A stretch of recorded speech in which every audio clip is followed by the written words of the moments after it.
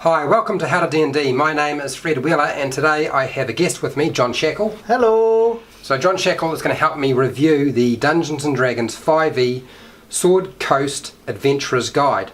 Now this is a book that you can purchase from, I believe any of your game stores might still have a copy. It's not particularly popular, so they may not have a copy. You can still get it online from the book depository, and you can also get it from Amazon. And I have an Amazon affiliate link in the description if you want to click on there and purchase this book, and we'll give you a basic rundown of the product. This is really designed to be a Dungeon Master tool and a player's tool, correct? Yes, but I think it's more a player's tool than a Dungeon Master's tool. Yeah, I think I would agree. It's probably one of the... When I saw this book come out, I wasn't happy with the product, and I felt like it was catering too much to the players, and what I needed, even though there was stuff in the front, wasn't what I needed. But we're going to go over that and explain what's wrong with the product and what isn't wrong with the product. John knows far more about this book than I do, so he's going to do a lot more talking than I will. So we'll open it up. And the first thing is, as normal, the artwork is very nice. There's nothing wrong with the artwork whatsoever. No, as I said, it's typical D&D artwork. Yep. And you get your contents page, and that covers, well, pretty much the realms. The Forgotten Realms is the first part, and then you go into things like races, classes. Pretty much the stuff that the players need. Yeah, yeah. So we'll run through that. Does it have I haven't seen the back of it. It does have an index. This is one of those books that actually has an index. How many books produced for Dungeons & Dragons 5e has an index? There's very few. Not very many. Yeah, I don't know why they don't do that more often. Index is always a good idea.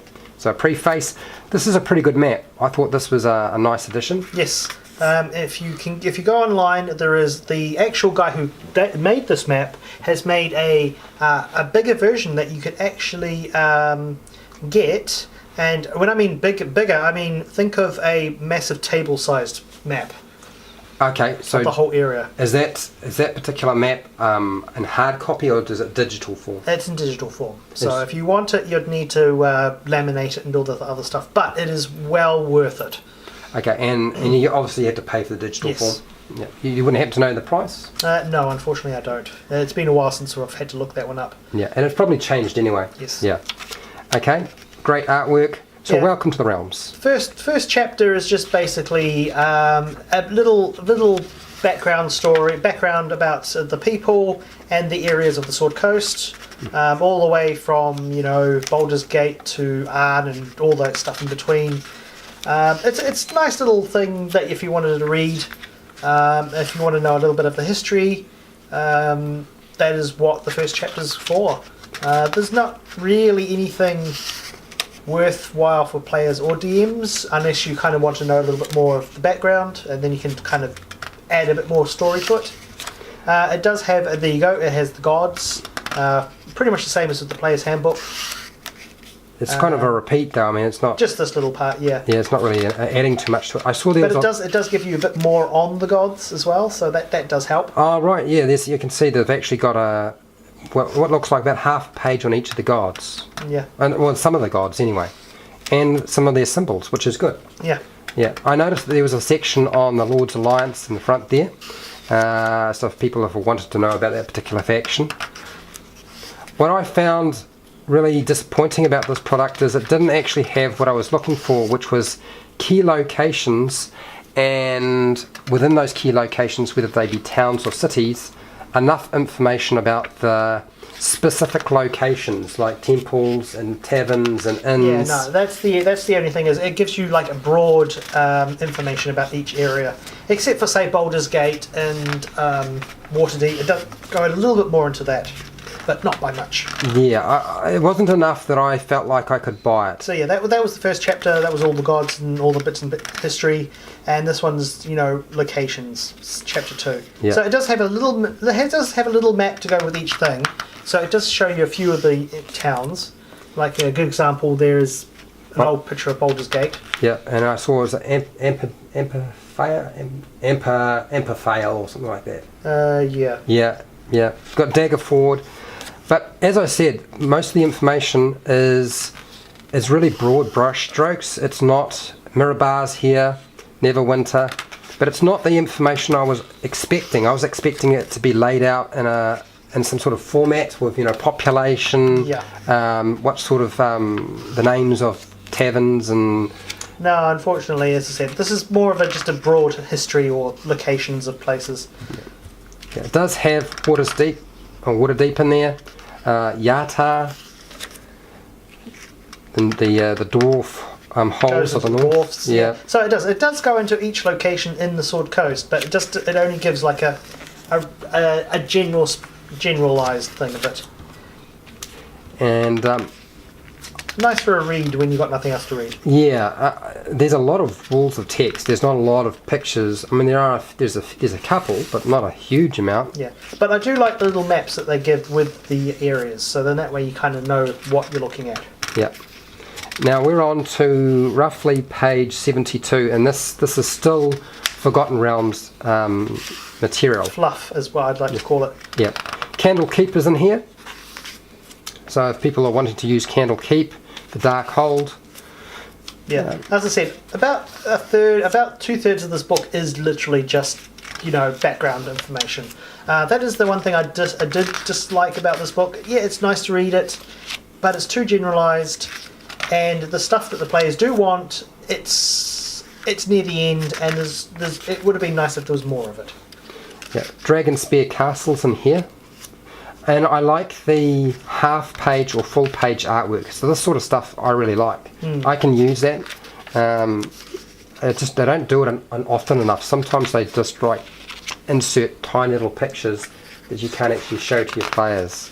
No. Or if you photocopy them, they're going to be so small they're going to need glasses or binoculars to see it. Hey, Luskin, City of Thieves. Yep. It even has a little bit on the Underdark. Well, it's one place that people like to go. And here we go. This is where the things get really good, which is the pretty much the races for the players, because they give some extra options. So they've got dwarves here first. They've got dwarves there, yeah. Gives you a little bit more. You have Dragar as a playable class, if you ever wanted to do that. You also have Elf. You get a few more options for the elves. Moon, Sun, Wood Elves, and Dark they have Elves, special Drow. abilities. Not major, just little things. Halflings, you get a new Halfling subrace. We already had Drow in the player's handbook, so it must be expanded in some way. It is. Pretty much you get to be in Wood Elf or Water Elf or things like that. Humans, it goes a little bit more into the languages. That's about it. Dragonborn, I don't think anything extra. Yeah, just gnomes. Rock gnome and forest gnome. We already gnomes. You get deep gnome. Yeah. That's nice. There's a section on gnomish deities too. Yeah, half elves don't really get too much. They do get a little extra variation if they want. Half orcs. I don't think get anything. Tieflings get a little variation. Not an awful lot by the looks. No. So as I said, that was the races. This is what really sells Dungeons and Dragons 5e nowadays, is the full page artwork, which is always what stands out. Yeah. Okay, and then we're on to classes. Barbarian. Yay, the classes, the best part of the whole book, I think. Yep. All right. Is there anything to say about the path of the Totem Warrior? It's a barbarian. I've never really played barbarians that much, so I can't really say too much about them. Bards, it goes a little bit into the bards. There's nothing really newish about the bards that I can remember. I believe there's just a couple of colleges they talk about. They do get I think they get a extra couple of things. Clerics get a new domain. That's always fun. Arcana. So you want to be a wizard cleric. Well, actually, I happen to be a wizard cleric right now. Druids, a little bit more fluff. Nothing major. Fighters get a new subclass as well. The Purple Dragon Knights. They seem to be okay. What is actually their focus? They are a part of a... They're the non-paladin paladins. Oh, okay, alright. And then monks, do they get anything new? Yes, they do. They get the ability to shoot rays out of their hands. Like Goku and Krillin and all that fun stuff. So this is the laser monk. Yes, this is the laser monk. And you also get the death monk. as well. What's the death monk supposed to do? Pretty much the more you kill, the more stronger you get. A way of the long death. Yes. sounds crazy. Paladins? Anything new for the paladin? I think they get... You know what? I've never actually played a paladin with this book, so I can't really say. Yeah, it just seems like mostly fluff. They do get an extra. I was just looking quickly. They do get a new subclass, so you could pick that if you want. Oath of the Crown. So I mean, some paladins are fealty to their kings and queens. Well, that makes an awful lot of sense, actually. Yeah.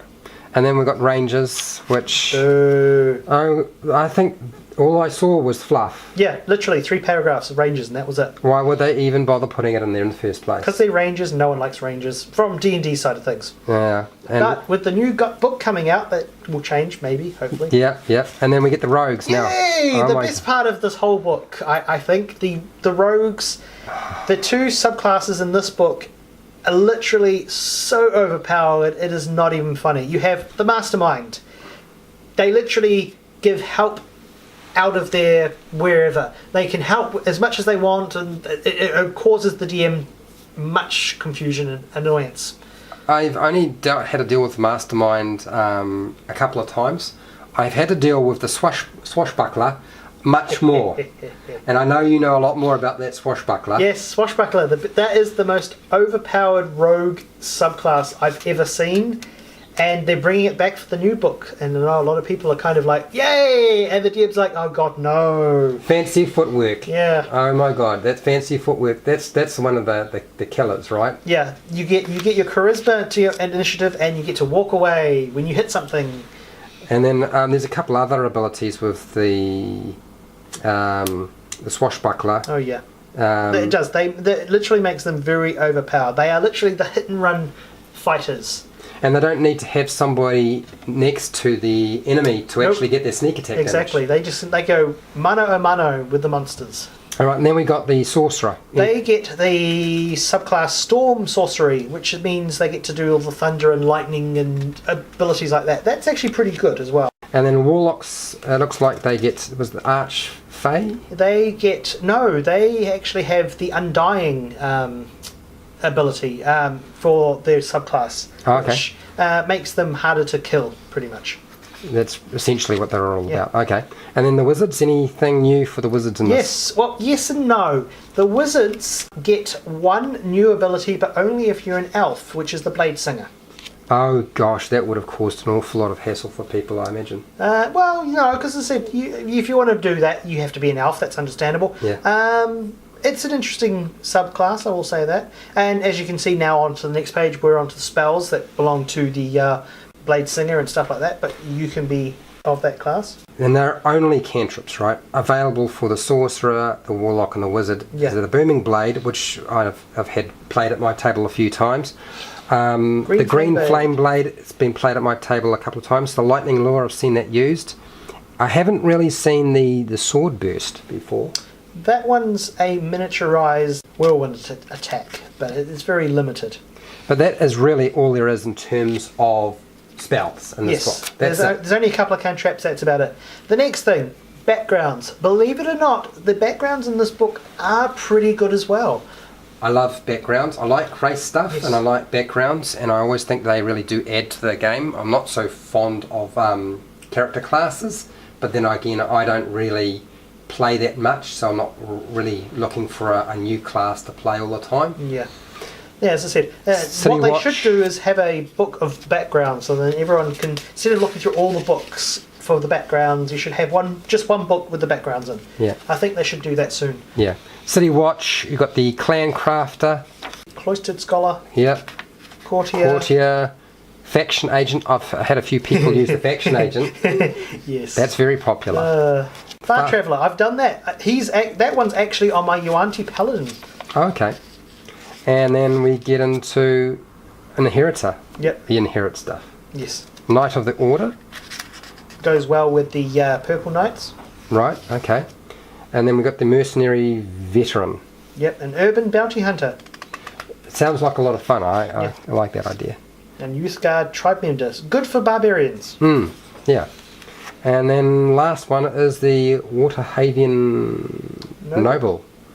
Alright, so it actually does build on the backgrounds that we already have. So Yeah. they look really decent. Actually, this part of it, the background section, looks pretty solid. Yes, that's what I mean. But that, then the if you want to be a rogue or something that's got a class addition, is great for this book.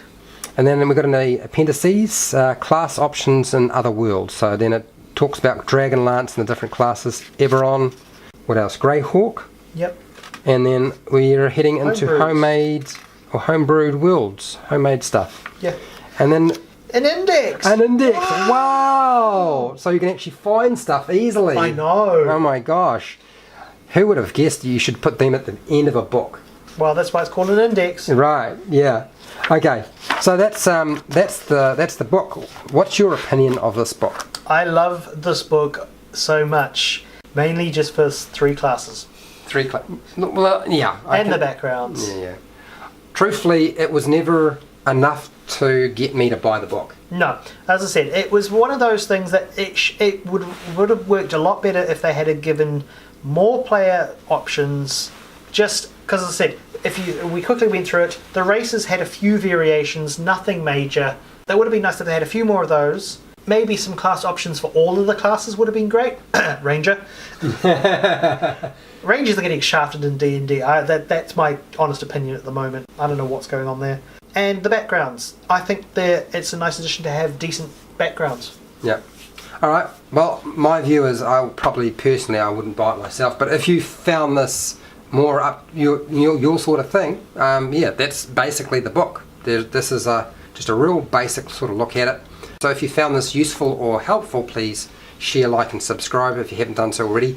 Thank you, John, for doing this. Not a problem, Fred. And look, if you have any questions, you can put them in the comment section, and I probably won't have a clue about how to answer those questions in the slightest, but hopefully somebody who's a subscriber can. Other than that, I think he means me there. Yeah. If John has time to be scrolling through and checking the video from time to time, which he probably won't, you can leave some comments there. Maybe you've bought the book. Tell me what you thought of it. It's probably more useful rather than asking me questions about it, because I don't know a huge amount. Only what if I have looked through the book and I have looked at the potential uses for me, but I could never find enough to sort of draw me in. And yeah, you can buy this from your game stores if they still have it in stock. Online, you should be able to get it from the Book Depository and other online places. Even Wizards of the Coast will have an online store you can buy it from. And you can definitely get it from Amazon. You can get it from the Amazon affiliate link below in the description. Until next time, keep rolling those 20s. Woohoo!